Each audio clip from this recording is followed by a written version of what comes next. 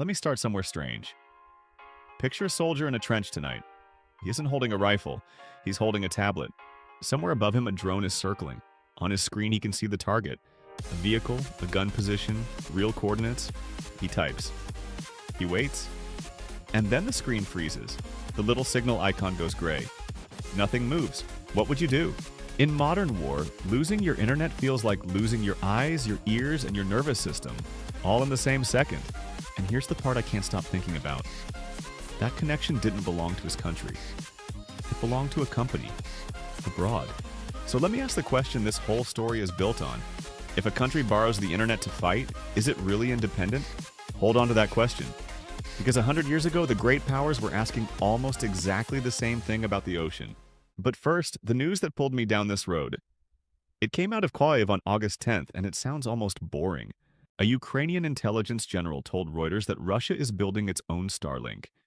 Its name is Rassvet. In Russian, that means dawn. Right now, it's tiny. Kyiv counted 16 satellites. Independent launch trackers logged a second batch in July, so roughly 30 are up. But look at the plan, not the scoreboard.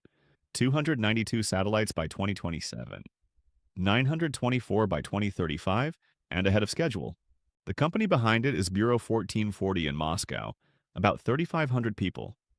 They claim gigabit speeds, laser links, latency under 70 milliseconds. Claim. That word matters. Right now, the system works only in flashes when a satellite happens to pass over Ukrainian sky. It's a sketch. So why does a sketch matter? Because the real question isn't what Russia has built. It's what Russia learned, and it learned painfully. Here's the lesson, and it's brutally simple. In the next war, you do not want to be borrowing somebody else's sky. Now let me take you back. Way back. Because I promise you this is the same story, just with saltwater instead of satellites. Before the internet connected the world, the sea did. Food moved by sea. Oil moved by sea. Soldiers, money, mail, news, empires.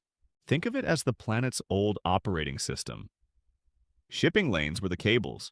Ports were the servers. And navies were the firewall. Look at this map with me. Every line is a route. Grain, coal, cotton, troops. Cut one line and somewhere a country starts running short. That's why great powers spent insane money on battleships. Not for glory, for access. Whoever held the sea held everyone else's supply of time. Sound familiar yet? Because that's exactly how we treat the internet. Invisible, assumed, free, right up until the moment somebody switches it off. One more piece before the shooting starts. Connection and force sat in the same pair of hands. Remember that combination. It keeps coming back. 1914. The First World War begins, and Britain does something that looks completely undramatic. It doesn't invade Germany, it just closes the door. It's called a distant blockade. The Royal Navy seals the Channel and the North Sea, then keeps widening what counts as illegal cargo. No big battle, no burning cities, just ships not arriving. Can I show you what that quietly does to a country over 3 years? By the winter of 1916, German civilians are malnourished. In parts of Austria, food riots, and in some places, actual starvation. From absence, Germany's answer came from under the water. And here I have to fix something, because I know what your brain did with the word U-boat. You pictured World War II, right? Wolf packs, the Atlantic, the movies? Fair enough. But the shock started earlier, in the First War. In 1914, Germany had about 20 submarines. By 1917, around 140. They had sunk roughly 30% of the world's merchant ships. By 1917, Germany went all in. Unrestricted submarine warfare targeting 600,000 tons a month. It also pulled America into the war. The sea was a clock. Control it, and you control how long your enemy can keep fighting. Everything after this is a variation. Now here's the part people skip, and it's my favorite. After that war, the great powers did not immediately race to build more ships. They were scared. They had seen what sea power could actually do. So in 1921, they sat down in Washington and tried writing rules. The five-power treaty capped battleship tonnage. America and Britain 500,000 tons each. Japan 300,000. France and Italy 175. You may know it as the 5-5-3 ratio. Japan wanted better terms. Japan didn't get them. Remember how that felt because it mattered later. And here's the catch. The treaty capped battleships but left other ship classes wide open. So everyone immediately started racing to build cruisers instead. Rules didn't erase the competition, they only changed its shape. And doesn't that sound uncomfortably familiar to you right about now? Everyone has now seen what Starlink can do in a war. So everyone will talk about rules for space while quietly launching their own satellites. September 1939. The war we remember for tanks and bombers actually opens with something much quieter. A convoy of merchant ships leaving port. September 2nd, 1939. The Battle of the Atlantic then ran continuously for almost 6 years, the longest campaign of the entire Second World War. In 1941, Britain was genuinely close to losing. Losses were so heavy it could have lost a quarter of its fleet inside 1 year. Think about what that means. Not defeat by invasion, defeat by arithmetic, by ships not arriving. Sounds like a lesson from 20 years earlier, right? The Allies clawed it back with unglamorous things. Convoys, escorts, radar, long-range aircraft, code-breaking. Boring words that decided who ate that winter. By 1943, the Atlantic flipped. The hunters became the hunted, the lifeline held, and that lifeline is why the invasion of Europe was possible. Now spin the globe. For Japan, the sea was oxygen, not pride. Oil, rubber, iron. Cut the water and the war machine winds down. America fought 2 oceans at once and turned its factories into a supply line thousands of miles long. That was the real weapon. Logistics. The country that controlled the sea could simply outlast the country that only controlled land. Not outfight. Outlast.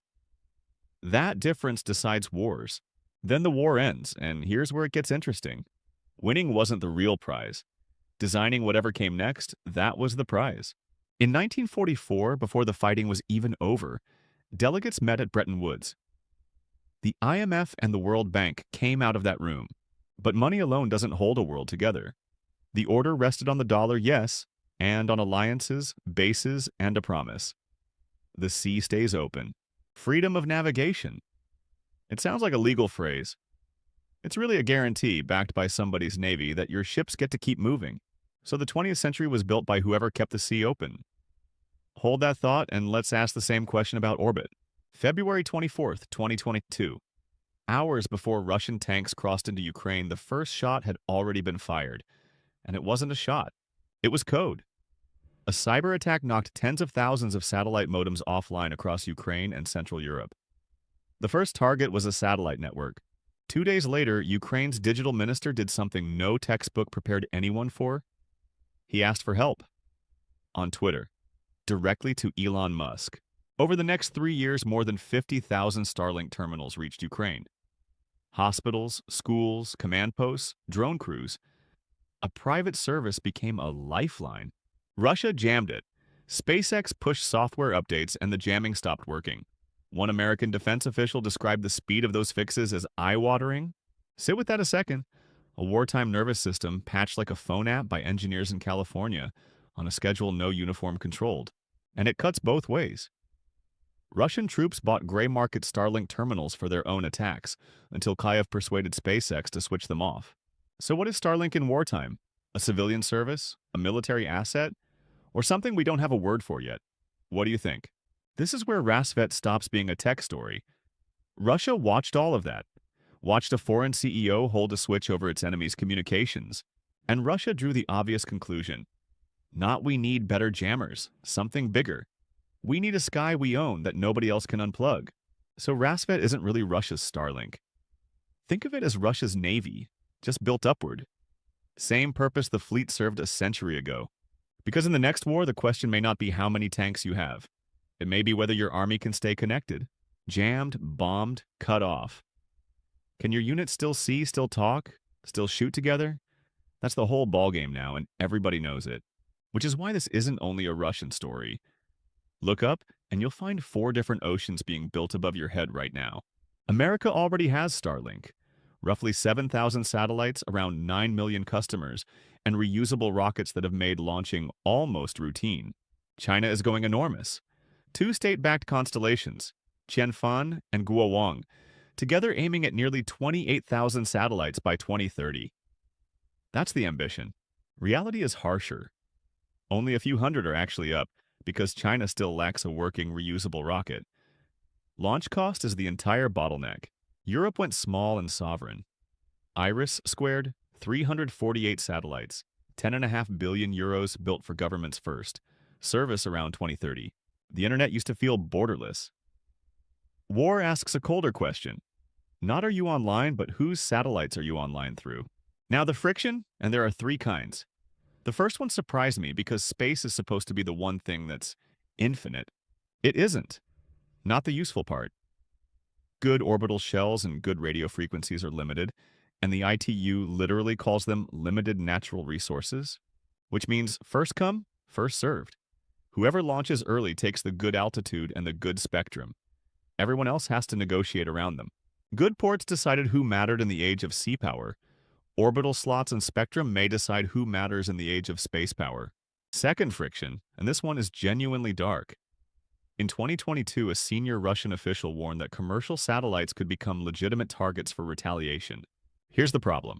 The same satellite that helps guide a drone also connects a hospital, a school, a journalist, and a family calling home. So where's the line? If civilian infrastructure becomes a military nervous system, does it stop being civilian? Nobody has a clean answer yet. Third friction, and this is the one that should scare all of us because it's where my whole ocean metaphor finally breaks down. Sink a ship and the ocean is still there. Destroy a satellite and the wreckage keeps flying at thousands of meters per second. For years, around 550 kilometers up, threatening debris now rivals the number of working satellites. And debris makes more debris. Collisions cascade. Push that far enough and certain orbits simply close. For everyone, including whoever started it. There's no blockade you can lift afterward. So let's come back to where we started. The First World War taught the great powers that the sea could control an enemy's time. The Second World War showed something bigger. Whoever controlled the sea got to help design the world that came afterward, the order itself. And Ukraine may be teaching the next lesson. Whoever controls the network above the battlefield may shape the wars and the order that follow. So who is the great power of the 22nd century? The country with the most land? The biggest army? The strongest currency? Or the one that can still stay connected when everyone else goes dark? I keep landing on that last one. Where do you land? If the 20th century was built by the powers that ruled the sea, the 22nd may be built by whoever rules the sky above it. That's a wrap for today. The sea, the sky, and one borrowed connection. Now that you've heard the story, what do you think?